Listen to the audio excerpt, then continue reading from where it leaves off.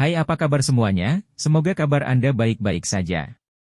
Terima kasih karena sudah memberikan support dan juga kesetiaan Anda untuk membangun channel Codot Film. Yuk kita lanjutkan alur ceritanya, sambil siapin kopi dan cemilan, setting suara volume full. Gasken. Mengungkap tangan seseorang. Tubuh penatua Tong Xuan bergerak saat dia melihat tim dua orang Hunlin semakin jauh. Dia muncul di depan Sun Er dan bertanya, "Sun Er, kamu baik-baik saja?" Sun Er menggelengkan kepalanya.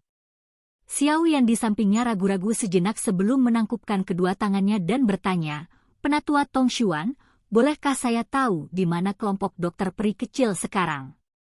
"Mereka pergi 3 bulan setelah Anda memasuki makam surgawi. Kemungkinan mereka kembali ke paviliun bintang jatuh. Namun, mereka tidak menjelaskan apa yang terjadi. Yang mereka katakan hanyalah memberitahu Anda untuk segera kembali ke paviliun bintang jatuh begitu Anda keluar." Elder Xuantong berpikir sejenak sebelum menjawab. Xiao Yan mengerutkan kening saat mendengar ini. Dia segera mengangguk dan ragu-ragu sejenak. Akhirnya, dia menghadapi Sun Er dan berkata, "Sepertinya sesuatu telah terjadi. Kali ini, saya tidak akan tinggal lama di klan Gu. Apakah kamu akan pergi bersamaku kali ini?" Sun Er ragu sejenak saat mendengar ini. Dia baru saja akan menganggukkan kepalanya ketika penatua Tong Xuan di sisinya buru-buru berkata, "Sun Er, ada beberapa masalah besar di klan Gu baru-baru ini. Setelah diskusi oleh para sesepuh, Anda tidak boleh meninggalkan alam Gu." "Apa yang terjadi?" Sun Er mengerutkan alisnya saat dia bertanya. Penatua Tong Xuan ragu-ragu sejenak. Dia melirik Xiao Yan. Dia baru saja akan mengatakan sesuatu ketika Sun Er dengan acuh tak acuh berkata, "Penatua Tong Xuan, katakan saja apa yang ingin kamu katakan. Tidak ada orang luar di sini." Penatua Tong Xuan hanya bisa mengangguk tanpa daya ketika dia mendengar kata-kata Sun Er. Dia dengan lembut menjawab, "Dunia Ling tiba-tiba ditutup." "Ling Realm? Menutup?"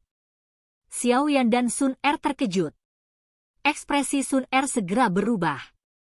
"Itu klan Ling." Xiao Yan merenung sejenak saat melihat perubahan ekspresi Sun Er. Dia sampai pada pemahaman.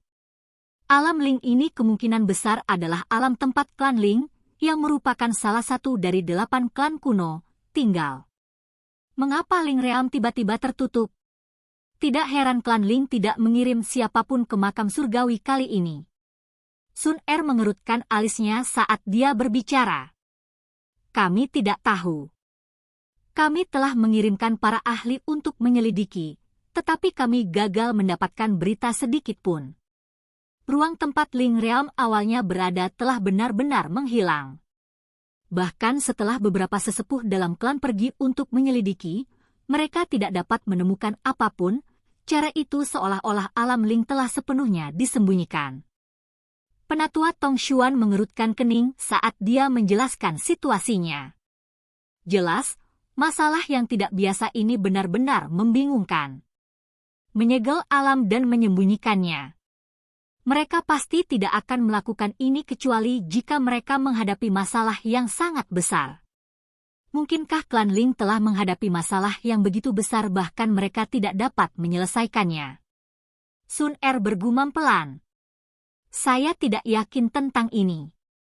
Meskipun klan Ling telah menunjukkan tanda-tanda penurunan selama tahun-tahun ini dan jarang berhubungan dengan kami, mereka masih memiliki fondasi yang sangat kaya. Bahkan klan Gu, menjadi salah satu dari 8 klan kuno, akan mengalami kesulitan memaksa mereka ke dalam keadaan seperti itu." Alis penatua Tong Xuan mengandung beberapa kekhawatiran saat dia melanjutkan, "Kepala klan dan yang lainnya melakukan yang terbaik untuk menyelidiki masalah ini.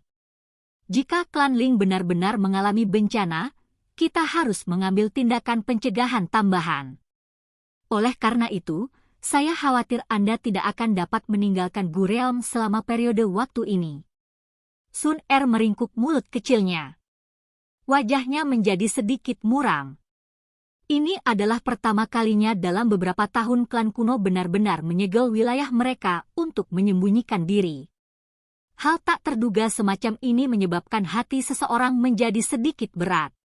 Sun Er, karena sekarang bukan waktu yang tepat, kamu harus tetap berada di alam Gu ini.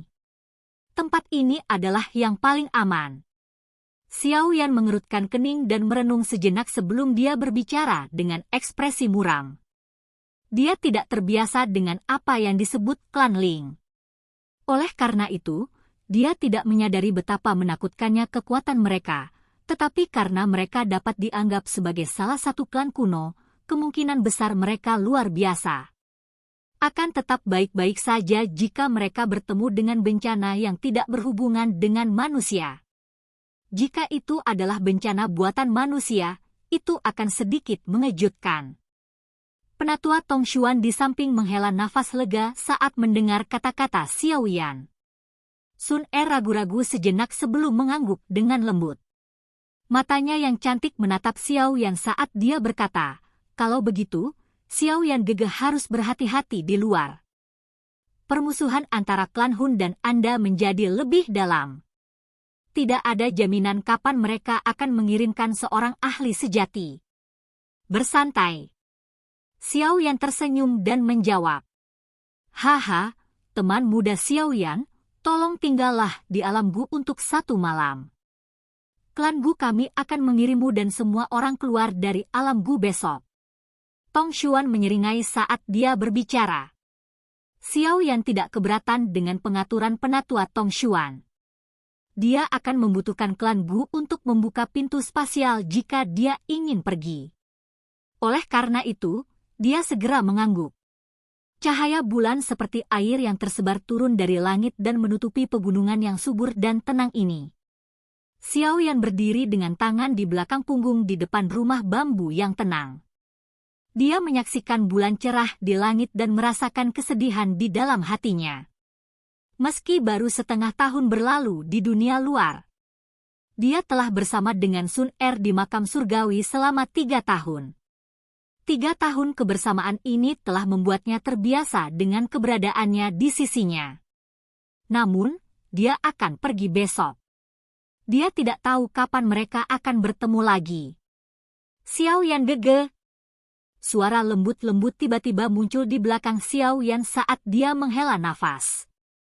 Segera, tangan Xiao Yan, yang berada di belakangnya, merasakan tangan lembut yang hangat dan lembut dengan lembut meraih tangannya. Wajah cantik yang bahkan menyebabkan bulan yang cerah kehilangan daya tariknya muncul di depannya.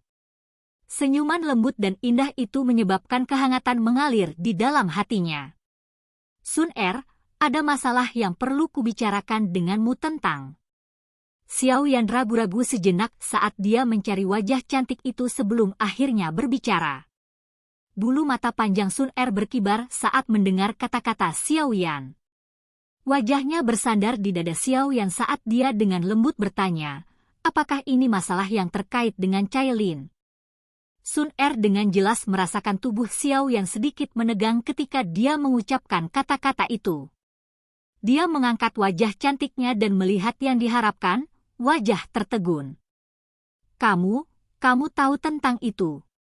Xiao Yan mengamati wajah tersenyum Sun Er yang berisi kelicikan saat dia berseru kaget. Aku mengkhawatirkanmu dan hanya bisa bersantai setelah mendapatkan informasi tentangmu. Mengingat statusku di klan Gu, ada orang yang akan mengambil inisiatif untuk menyampaikan informasi apapun tentangmu kepadaku. Cailin termasuk di antara informasi ini. Sun Er bergumam pelan. Masalah ini?